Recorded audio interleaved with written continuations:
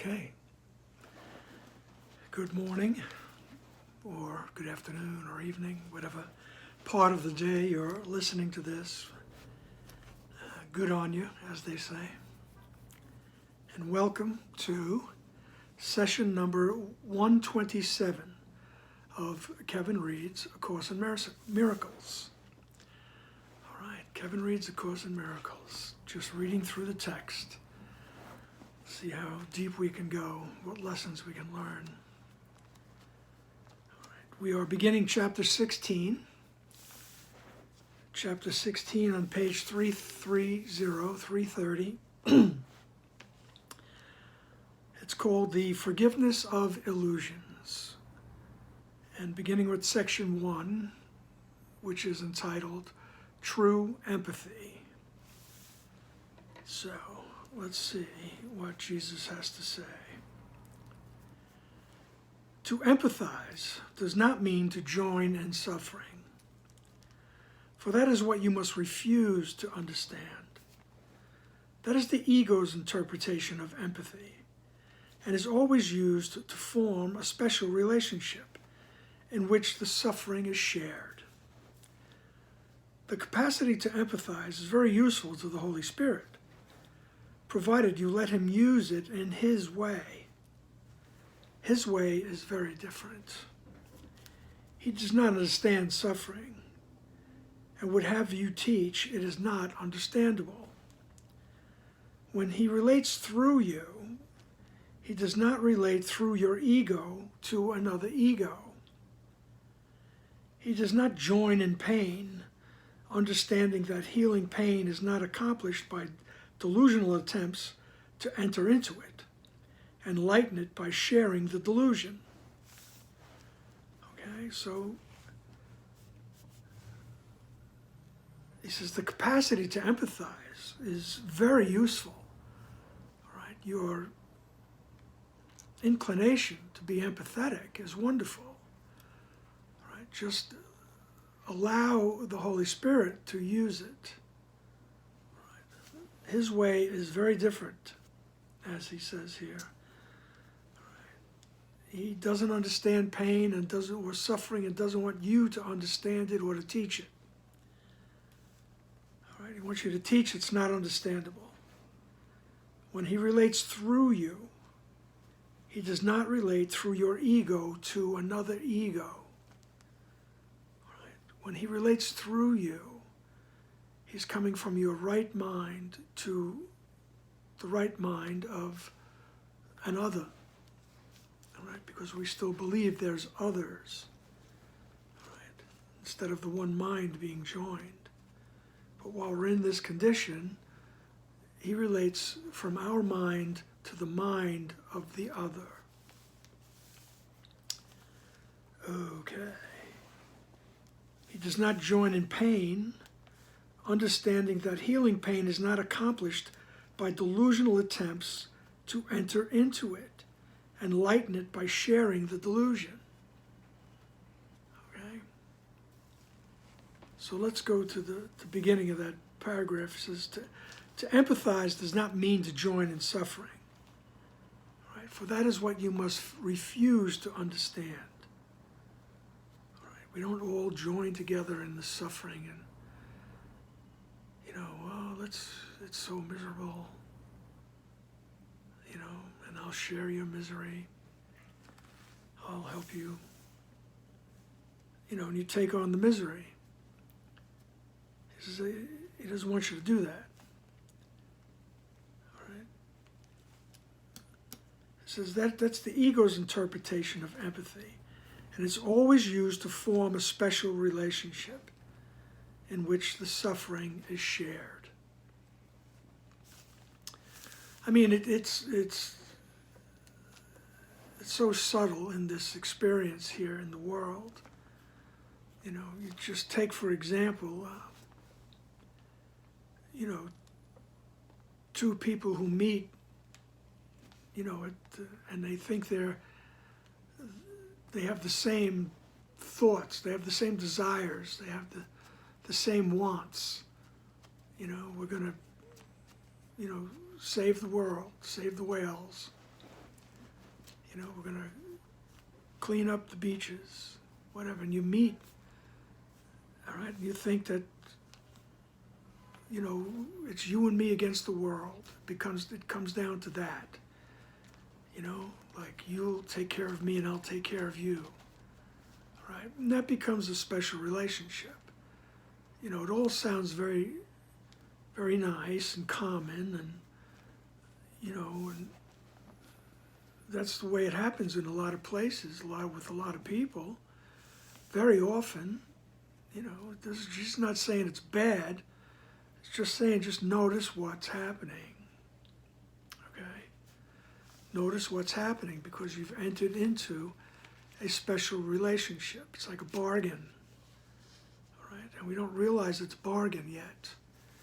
All we know is that we've met someone of like mind.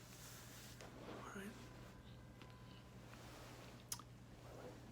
So he says, this is the ego's interpretation of empathy. Right? And it's always used to form a special relationship in which the suffering is shared. Okay? I mean, it's just so there's myriad ways that manifests itself. If you want to dwell on it, you can think of lots of ways. But then he says, look, the capacity to empathize is very useful. He says, we love it. It's very useful, provided you let him use it in his way. All right? His way is very different. All right? So in other words, we want to empathize. We want to connect, right, with the other. He says, just let the Holy Spirit do it in his way. Just bring that request, that desire, that willingness to do that. Bring that to your inner teacher. And ask, how do I do this through the eyes of peace? What does love look like in this situation? Let him guide you, right? Because we always have that tendency as human beings. We know what to do, right? We know what to do. And then you keep doing it for an extended period of time, months, weeks, years.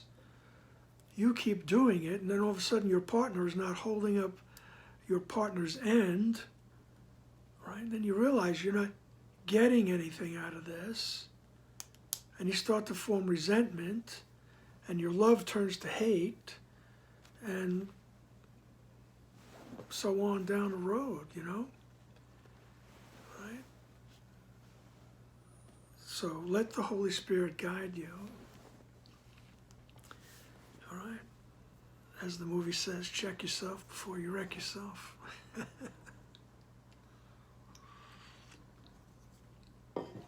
Okay.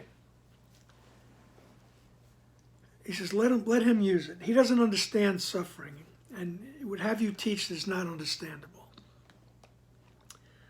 Right? It's just another way of saying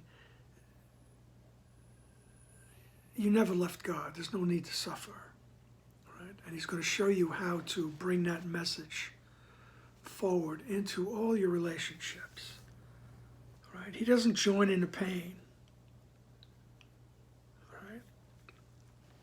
So, let's go to paragraph 2. The clearest proof that empathy, as the ego uses it, is destructive lies in the fact that it is applied only to certain types of problems in certain people. These it selects out and joins with, and it never joins except to strengthen itself. Having identified with what it thinks it understands, the ego sees itself and would increase itself by sharing what is like itself. Make no mistake about this maneuver. The ego empathizes to weaken, and to weaken is always to attack. You do not know what empathizing means. Yet of this you may be sure. If you will merely sit quietly by and let the Holy Spirit relate through you, you will empathize with strength and will gain in strength, not in weakness. All right. So, go back to the top of paragraph 2, and he says, the clearest proof that empathy, as the ego uses it, is destructive. All right? So, empathy is destructive in the ego's hands, right? Because it keeps giving the message that you're a victim, you're suffering, you're separated from God. In other words, you're not at home in the mind of God. You're here in this horrible situation. Right? And he says that's how the ego uses empathy destructively, because we all get together and agree on that. And it's in our agreement, what we're agreeing on is applied only to certain types of problems. Okay? You know, pick your problem. You know, pick your organization. Okay? And it all looks nice, but, you know, when you get to realize things, just, it doesn't mean don't raise your voice for people, don't speak for people who can't speak. It's just, do it with a little smile, all right? Do it in the back of your head, realize, all right, that you can't just separate out people, right? You know, all your love and advocacy, all right, so it goes for this cause and these people, right? But don't allow it to separate you from others, right?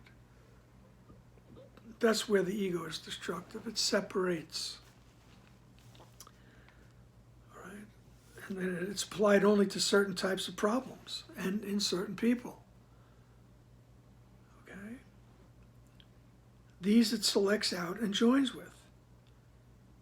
And it never joins except to strengthen itself.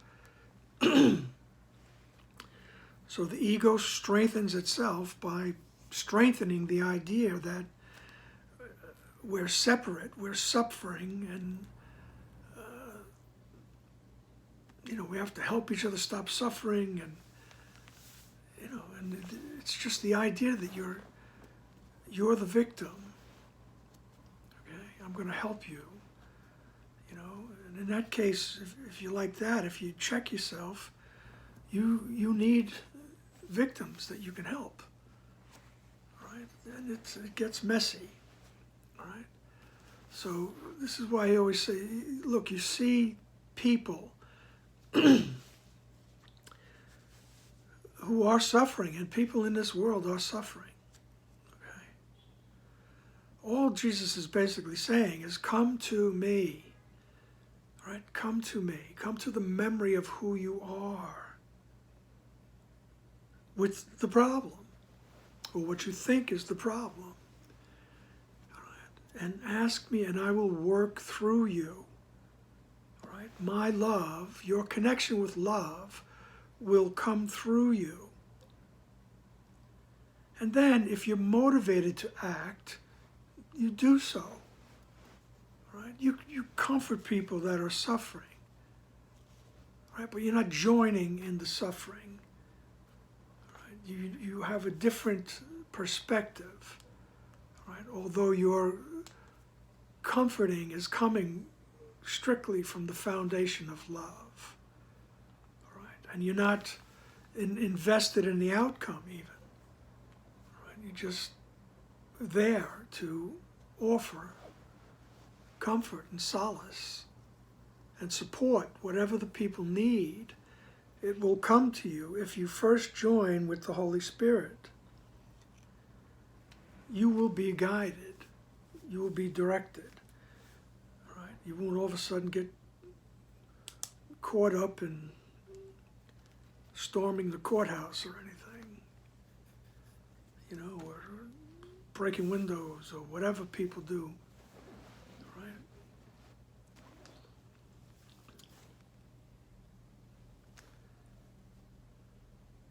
Okay, let's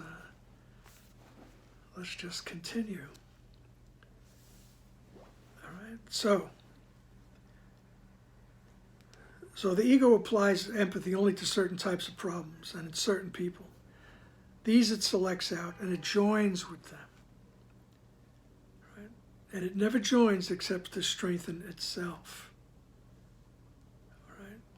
So the ego strengthening itself, you'll notice that what the ego is strengthening is that idea of separation and victimhood. Right? And someone else is guilty of something. Someone outside of the group is guilty of something. Okay? And that's the human condition. That's what human beings do, unless they begin to question. Right? Unless they begin to question their actions, their motives, and start questioning how do I feel? Right? Is peace in my awareness? Right? Is peace in my awareness as I scream, 4 legs good, 2 legs bad?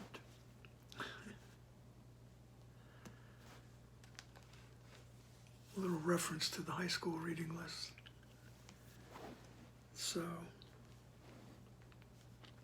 having identified what it thinks it understands, the ego sees itself and would increase itself by sharing what is like itself. Once again, all those things. Separation, right? Resentment, victimhood, projection of guilt. So it increases itself. Right? So make no mistake about this maneuver. All right? The ego will always empathizes to weaken. And to weaken is always to attack. And the ego is always weakening you. All right? It's trying to weaken you, your decision maker, the decision-making part of your mind. All right? Always trying to distract it, all right? To make it mindless. Okay. So, paragraph 2, sentence 6. You do not know what empathizing means. Yet of this you may be sure.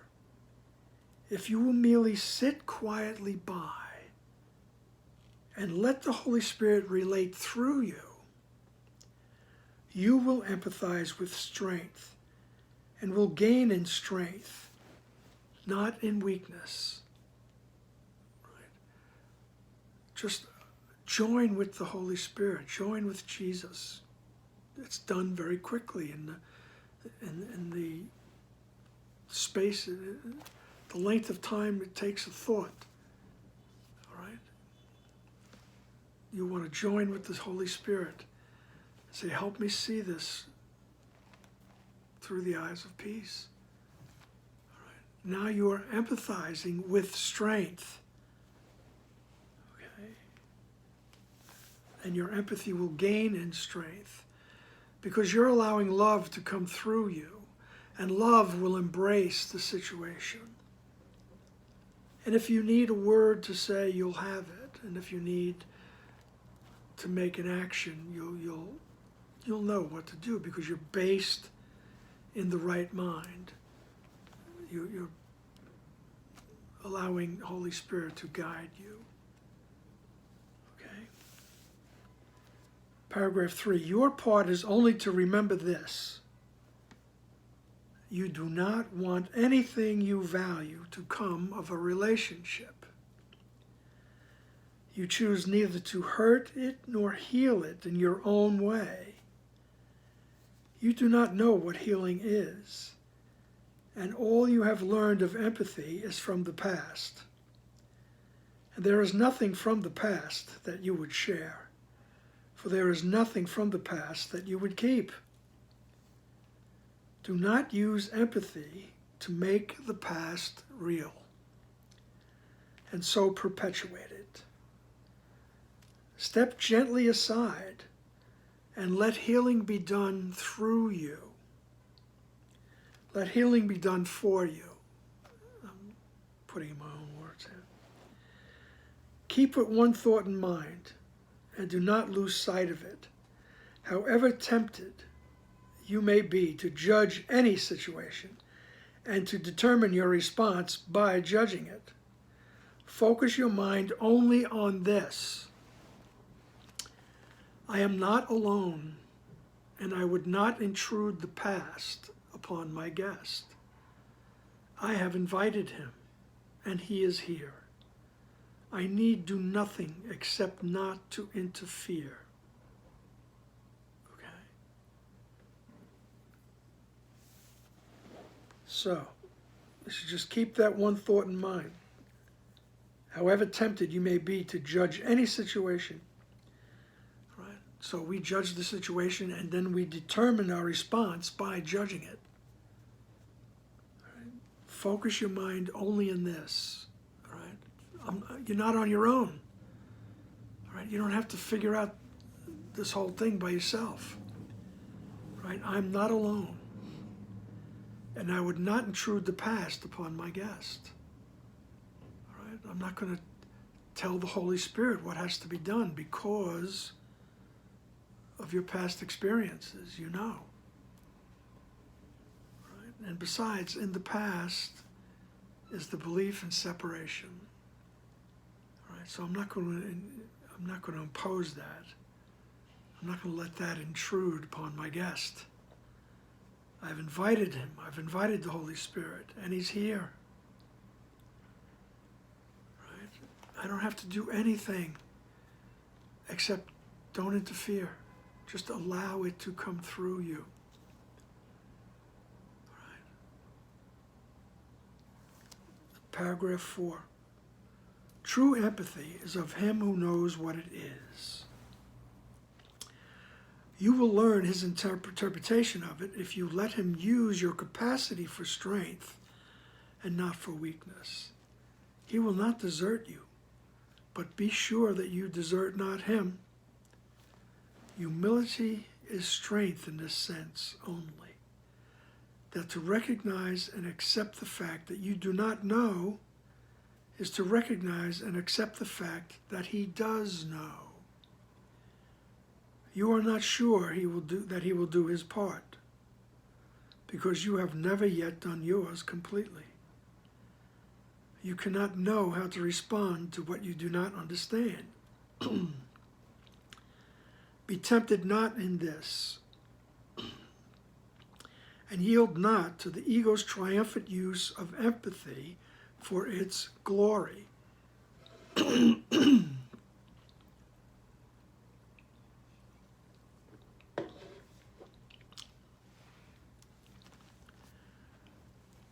So, true empathy is of him who knows what it is.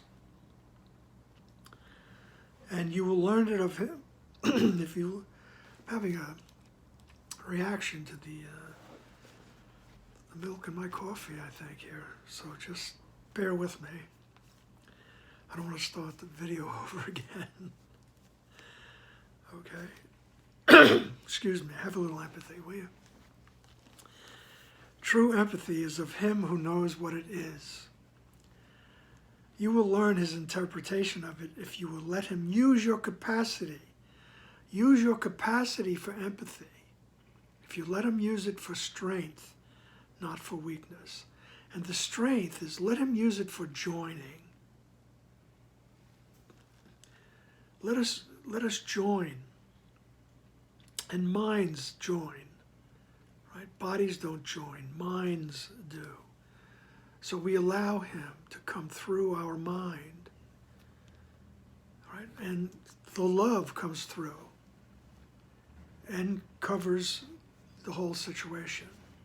Right? And as I say, if action needs to be taken, you'll know what to do. Okay? Knowing all the time that you are not the source. You are the instrument. You are the vehicle. All right? You are the channel. All right? And he says he won't desert you. All right? And he says, and in this case, humility is the strength. And the humility he's talking about is the humility to realize that you don't know. Right? You have to accept the fact that you do not know. Right? And to recognize and accept the fact that the Holy Spirit, your inner guide, does know. Right? Your Holy Spirit knows what is best. Right? And then Jesus says, look, I know. You're not sure. All right? You're not sure that the Holy Spirit will do his part. All right? He says, and that's because you've never really done yours completely. All right? In other words, we've never really totally opened up to the guidance of the Holy Spirit. We've never totally let go of our firm grasp on individuality and the idea of separation. All right? He says, but the Holy Spirit knows what to do. All right? Just develop that trust. All right? You cannot know how to respond to what you do not understand.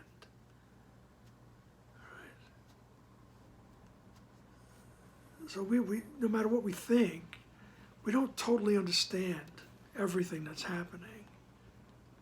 Okay? So, paragraph 4, sentence 7.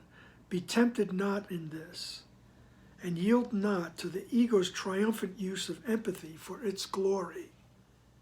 All right? The ego's glory is the reinforcement of the message that we are individuals. We are here on our own. All right? Someone, we're in this situation because of someone else. All right? And we'll fix them. We'll get them. All right? So, that's how the ego is triumphant, by reinforcing that idea. Okay? You're on your own, you're a victim, and it's, every man for himself. Okay? So, paragraph 5. The triumph of weakness is not what you would offer to a brother. So that triumph of the idea of separation is not what you want to offer. All right? And yet, you recognize no triumph but this. This is not knowledge. And the form of empathy which would bring this about is so distorted that it would imprison what it would release. The unredeemed cannot redeem, yet they have a redeemer. Attempt to teach him not. You are the learner, he the teacher. Do not confuse your role with his, for this will never bring peace to anyone. Offer your empathy to him, for it is his perception and his strength that you would share. And let him offer you his strength and his perception to be shared through you. All right, so repeating that idea. Right? Take a step back. Open up. All right? Have the humility in this case, all right, to not know. All right? And just be open to the answer. Be open to the one that does know. And don't attempt to teach the teacher. This is what has to be done. Okay? You are the learner. Do not confuse your role with his. All right? For this will never bring peace. And here is the repetition of the idea. Offer your empathy to him, for it is his perception and his strength that you would share. So, offer that capacity to join empathetically. Right? Offer that to the Holy Spirit and let him use it, use me. Okay? And it's the marvelous prayer of St. Francis. Make me an instrument of your peace. Right? And where there is suffering, let there be comfort. Right? And I do not have to dictate what the suffering is specifically. And I do not teach the teacher that this is what has to be done in this case. I just connect with the teacher. Right? Let him offer you his strength and his perception. Right? That's what I want. I want the strength of Jesus, and I want the perception of Jesus. And I want to share it with everyone. Imagine if everyone had the same perception and the same awareness, the same strength in the awareness of your connection to God. Right? Indeed, it would be a different world. Right? And why would we not want people to have that? Right? Why would I not want someone to have the perception of Jesus? Oh my goodness. And everyone would be happy. All right? But this is not a course about preaching and teaching and proselytizing and converting the pagans. All right? And it's converting us heathens. All right? It's not about that. It's about converting yourself. All right? Having your own perceptions changed.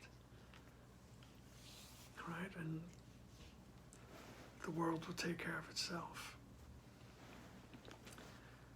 All right? Because your perception will have changed. Okay. So what you want is his perception and his strength to be shared through you. Paragraph 6.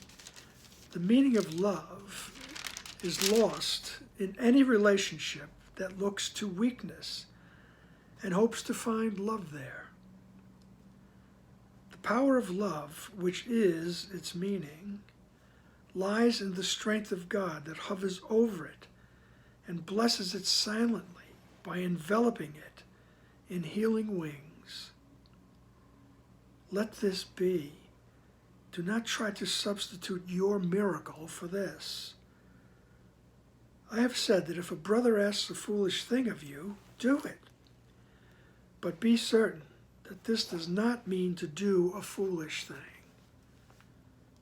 Right? That would hurt either him or you. For what would hurt one would hurt the other. Foolish requests are foolish merely because they conflict, since they always contain some element of specialness. Only the Holy Spirit recognizes foolish needs as well as real ones, and he will teach you how to meet both without losing either. So to boil that all down, he says, early on in the text, Jesus says, if a brother asks you to do something, you do it. But now he's repeating that, and he's tweaking it a little, clarifying it, because, you don't want to get confused. My brother told me to drink this Clorox. Just don't do that. Don't be silly. All right? He says, don't do a foolish thing. All right? If a brother asks you to do something, if another person asks you to do something, all right, we can very quickly go to the Holy Spirit. You go inside and merely request to be a channel. What does love look like? I want to provide. I want to be a provider of love. All right? Let your love work through me. Okay? So, only the Holy Spirit recognizes foolish needs as well as real ones, and he'll teach you how to meet both. without losing either. Right? He'll teach you how to meet all needs. Right? If you put down, as the famous words of Bob Dylan are coming up, is, "Ma, take this badge off of me. Right? I can't use it anymore." Right? Take that badge off. You don't need to be the sheriff. Right? You don't need to be the healer. Right? The only healing you want is to come through you. You don't have to be the referee, right? And let me tell you, if you're in those positions officially, you just connect with the Holy Spirit. It gives you a wonderful opportunity to be that, right? To be the sheriff, right? To be the healer, right? To be the referee, and allow love to work through you. And then you're a marvelous sheriff, right? You're a marvelous doctor, a healer. Right? You're a marvelous referee because love is coming through you. Doesn't matter the form of your action. Right? It's just that we don't need to pick up those mantles and declare ourselves, we're the ones that are going to do the job. You let Holy Spirit do the job through you. Okay? So he says in 6, the meaning of love is lost in any relationship that looks to weakness and hopes to find love there. What comes up for me is like if you feel sorry for somebody.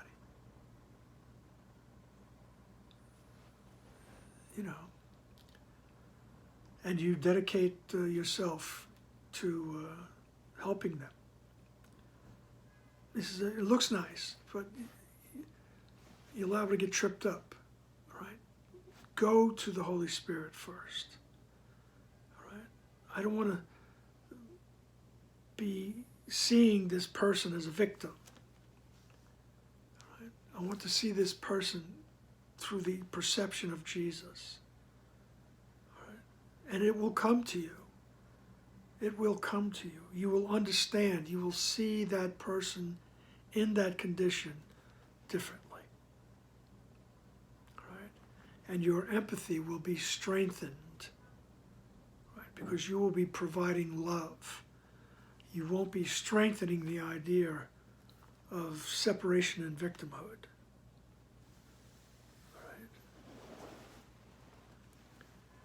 The power of love lies in the strength of God that hovers over the relationship and blesses it silently by enveloping it in healing wings. All right? So the love is always available. It hovers around, and if we invite it in, it envelops the relationship in its healing wings. Whatever that relationship is, right? So he says, let this be, let it come through you, right? And don't try to substitute your miracle for this, right? I know what has to be done. Don't substitute your miracle for the miracle of being a channel.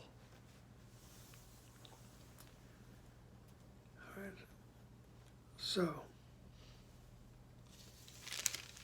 the Holy Spirit will teach you how to meet all requests, right? All situations. Right? If you just connect with Him. Paragraph 7. All right. You will attempt to do this only in secrecy. I believe he's referring to connecting with someone and seeing them as, weak and needy and all that. All right, he says, you'll do this in secrecy, and you will think that by meeting the needs of one, you do not jeopardize another, because you keep them separate and secret from each other. That is not the way, for it leads not to life and truth. No needs will long be left unmet if you leave them all to him whose function is to meet them. That is his function and not yours. He will not meet them secretly, for he would share everything you give through him. This is why he gives it. What you give through him is for the whole sonship, not for a part of it. Leave him his function, for he will fulfill it if you but ask him to enter your relationships and bless them for you. Okay? So, just reiterating, right, that you don't want anything to come of a relationship. Right? You're not looking to get anything back. Right? And if you do that in secrecy, thinking that, you can take care of this and not harm anyone, you're kidding yourself, right? Because the fact that you want something back is eventually going to trip you up. You're going to be in conflict, to say the least, right? Because that doesn't lead to the truth, doesn't lead to life. Right? But what he's saying is leave it all to the Holy Spirit. And during this chapter, I believe he's going to get into special relationships a little deeper. Right? Now, that special relationship is that I secretly establish that I have a need that must be met. And you, or this or that, is going to meet that need. And then I go about having my needs met in whatever way people do that. He says it's just not the way to do it. You're always going to be eventually dissatisfied. Right? And the idea of separation and neediness and all that will be fortified. You're going to become more and more resentful. You're going to be more and more lonely, even more and more sad. Right? Leave everything to the Holy Spirit is what he's going to try to say, or he's been trying to say. All right?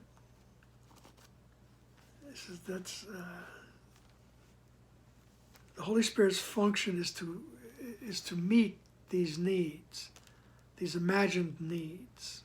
All right? And he meets them in the same way all the time. Because what I think I'm lacking is, it's just, I really think I'm lacking the love of God. But it takes a form. Right? And the Holy Spirit will fill that, remind us that we're not lacking. All right? He will share everything you give through him. All right? That is why he gives it. What you give through him is for the whole sonship, not for part of it. Right? Leave him his function. Let the Holy Spirit do his job. For he will fulfill it if you but ask him to enter your relationships and bless them for you. This is a very important sentence. This is what made me think that he's going to be getting more specific about special relationships. It doesn't mean that you should, end your relationship now and go get another one. All right? But this time you do it right. No, it's ask the Holy Spirit. Be willing to have the Holy Spirit come in so that you may see the relationship correctly. All right? There's a lot of human interaction devolves into, ups and downs, periods of happiness and togetherness, and periods where there's guilt being projected on all sides. All right? And we tend to accept this as normal. Right? What he's saying is the Holy Spirit will enter your relationship and help you to see it clearly. And to understand what's happening. And understand, once you understand, you have the ability to love. But we need to be willing to understand. And it doesn't, we'll get into this later. It doesn't mean you have to stay in an abusive relationship. Whatever it is, marriage or work or, some kind of an addiction or something, or it doesn't mean you have to stay with it and put up with it. Right? It just means that you're asking the Holy Spirit to show you. Right? Let me look through the eyes of peace, not through the eyes of hatred and projecting of guilt. Right? I'm willing to see this correctly, and then if you need to leave, you can leave. You're just not leaving with anger, right? You're understanding what's going on, and there's no resentment, no unfulfilled resentment that you're going to carry with you, right? And then, if you don't leave, there's the ability to constantly search for the other's innocence. Always ask for it. Help me to be a good partner. Right. Help me to see things through the eyes of love.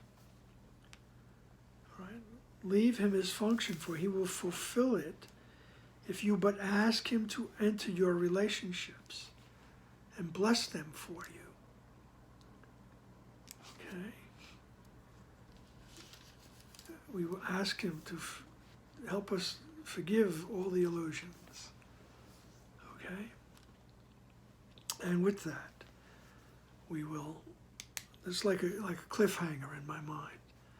All right, it feels a little unfinished, but we want to come back for more information.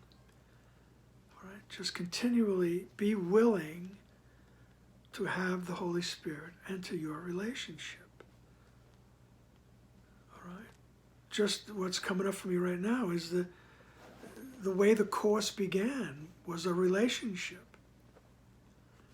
Right? A relationship between two professional psychologists, right? Who worked together but were constantly bickering. Right? And bickering is probably a nice word for it. Until one day, the man said, Bill Thetford said, there has to be a better way for us to communicate. You can't stand the bickering anymore. It's horrible. And as a woman very close to both of them said, that, when he said that, he was kind of surprised at Helen's reaction. And because Helen's reaction was, if there is a better way, I'll help you find it. All right? I'm paraphrasing, but the gist of it was, I will help you find that other way. All right? That was inviting the Holy Spirit into the relationship. All right? And from that sprang 7 years of internal dictation, which became the Course in Miracles. Okay? That's by asking the Holy Spirit to enter the relationship. Right? And that's all we want. We want clarity. We don't want to continue the bickering, the conflict, the chaos. Right? So we ask for help. And in our sincerity, we are answered. Right? And in that way, we are offering our empathy, right? By allowing the Holy Spirit to use our capacity for empathy. All righty then. Thank you for being here, and I do look forward to our next session. All right. Have a good day. Bye.